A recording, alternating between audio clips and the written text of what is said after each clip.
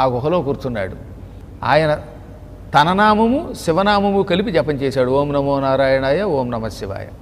ఆ జపం పూర్తవుతూ ఉండగా, ఏకాదశి వస్తూ ఉండగా, నారదుడు తిన్నగా ఉండగా మురాసుడి దగ్గరికి వెళ్ళి, మురాసురా, నిన్ను చంపడానికి ఎంత కుట్ర జరుగుతోందో తెలుసా?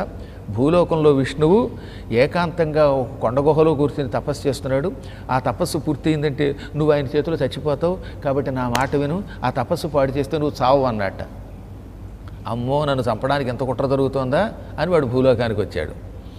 తీరా భూలోకానికి వచ్చాక విష్ణువు తపస్సు చేస్తున్న స్థలం కనపడలేదు. ఎందుకంటే ఆ స్థలం ఎవరికి కనపడదు. దాంతో వాడు ఎక్కడని వెతికట్ట. అంటే ఏకాదశి ఘడియలు వచ్చే లోపు ఆ తపస్సును ఆపితే విష్ణువు చేతులు తనకు చావు ఉండదు. ఆ సమయంలో మరో కొండ గుహలో ఒక విష్ణుమూర్తి ఆకారం కనపడింది. ఇక్కడున్నా బా విష్ణు అని వెళ్ళి ఆయన మెడ పట్టుకున్నాడు. తెర చూస్తే అది విష్ణువు కాదు, శ్రీ మహావిష్ణువు యొక్క మాయ, వైష్ణవీ మాయ. వీడు ఆ తపస్సు పాడు చేస్తాడేమోనని వైష్ణవీ మాయ విష్ణు రూపంలో ఇంకో చోట కూర్చొని దర్శనమిచ్చిందిట. వీడు గట్టిగా పీక పట్టుకోగానే ఆ మాయ వాడిని ఆవరించి పట్టుకున్నది. ఎప్పుడు మాయని మనం పట్టుకోకూడదు, పట్టుకున్నామా అది మన పట్టుకుంటుంది. మాయని తొలగించుకోవడానికి ప్రయత్నించాలి తప్ప మాయని మనం ముట్టుకోకూడదు. మురికిలో దూకినట్టే మాయని పట్టుకోవడం అంటే అన్నారు. అందుకని మాయలో పడ్డం అంటే సంసారంలో పడ్డాం. వాడు ఆ మాయని పీక నొక్కిగానే ఆ రూపం మాయమైపోయింది. ఆ మూర్ఖుడు ఏమనుకున్నట్ట, విష్ణువు ఇక్కడే ఉన్నాడు, ఆయన మెడ నొక్కాను, చచ్చిపోయాడు, విష్ణువుని చంపేశాను అనుకున్నట్ట.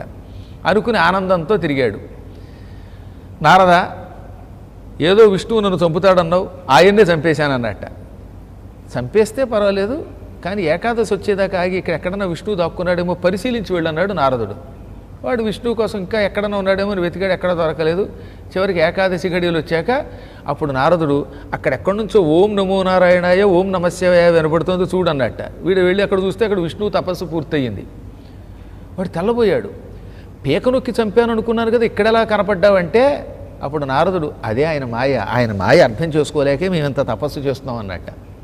అప్పుడు విష్ణువు చిరునవ్వు నవ్వి చక్రంతో వాడి తల నరికేశాడు. ఆ మురాసురుడు చావగానే వాడి ఆత్మ బయటకు వచ్చింది.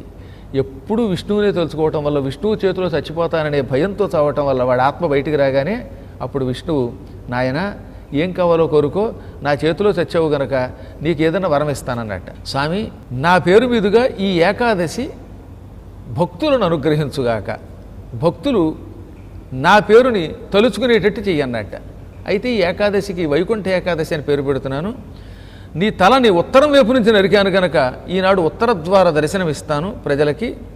ఈరోజు దర్శనం చేసుకున్న వాళ్ళు ఎవరిని నువ్వు మాత్రం పీడించకు, కానీ నీకు 3 తలలు ఉన్నాయి కాబట్టి 3 జన్మల్లో నా చేతిలో చావవలసిందే.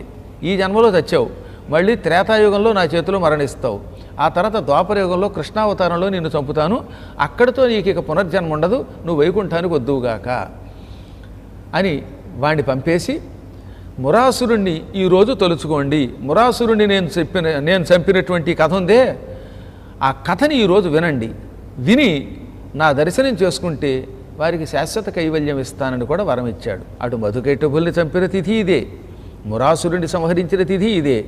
ఈ కథలు ఈరోజు మనం గుర్తుకు తెచ్చుకొని హరిదర్శనం చేసుకుంటే శుభాలు కలుగుతాయి. ఎప్పుడైనా దానం చాలా మంచిది కాబట్టి దానం ధర్మం చేసుకుని భగవన్నామం చేసుకుని